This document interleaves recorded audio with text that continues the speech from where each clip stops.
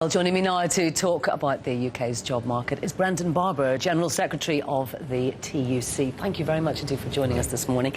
Can I begin by asking, what kind of relationship do you have with David Cameron and the coalition government? Are the unions generally able to be in talks and consultation about the huge scale of job cuts that we're seeing in the public sector? Well, we met the Prime Minister just before Christmas, and I've met other ministers fairly regularly since they took office back in May. So there are certainly opportunities for us to make our concerns known very directly to ministers. But, I mean, my fear is they've not been listening. They're still committed firmly to these austerity measures, huge cuts in public spending, some tax increases as well. And our fear is that's going to drive the jobs market into an even bleaker position than it's in already. Now, of course, what the coalition government has said repeatedly is that this private sector engine of growth will simply absorb those jobs.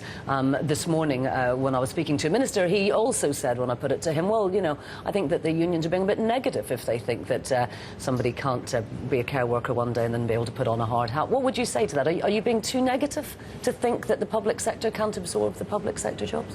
I don't think we're being too negative. I think we're being realistic. Look, we've looked at what's happened following previous recessions, the rate of job creation, and even with higher levels of economic growth than are currently anticipated and much more benign global economic conditions, we never achieved the rate of job growth after the 80s and 90s recessions that the government are now forecasting is going to be achieved this time. And I think they don't think they've got the evidence to support this claim that jobs will be created on the scale necessary. But, you know, looking over at Ireland's woes, you know, there is an understanding, isn't there, that the deficit can't just keep rising and that some public sector job cuts are going to be essential, and they would have been indeed under a Labour government had Labour won the last election. Well, they've had massive austerity measures in Ireland, and it's not cured their problem, has it? Their banking system's still in serious difficulty. Look, what we need to see is real growth. That's what will bring the deficit down more than anything else. Solid, sustained growth in the economy. And yet, in the run-up to Christmas, the British government had said that there was going to be a white paper setting out their strategy as to how growth was going to be secured. They failed to publish it because they did not have a convincing story to tell. And do you think that you've got a more convincing story that growth can be sustained while those austerity measures are not put in place? Well, I think we need to see a strategy for growth, and we don't have one at the moment. I mean, the Prime Minister's on a regional tour.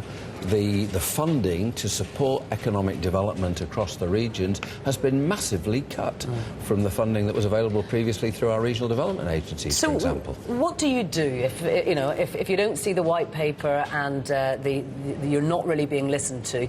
There is you did mention that there may be some protests at the end of March. How far along are you with those plans? We're pretty well advanced. I mean, we're going to have a major national demonstration at the end of March, which will be making the case strongly, and I think it'll be massively supported, that there is an alternative to the government's current austerity plans. And when you say a national demonstration, are you talking about national strike or? No, I'm talking about a demonstration here in London, and I think we'll see huge numbers of people coming to support that case that there's an real alternative. And this is actually going to be around the same time as the royal wedding. Is that on purpose, or is that just an accident? No, it's not. We set our date. It's March the 26th. We set that quite some time ago. It's absolutely nothing to do with the timing of the royal wedding, which I think is towards the end of April, if I'm right. Okay. Thank you very much indeed for that. Okay.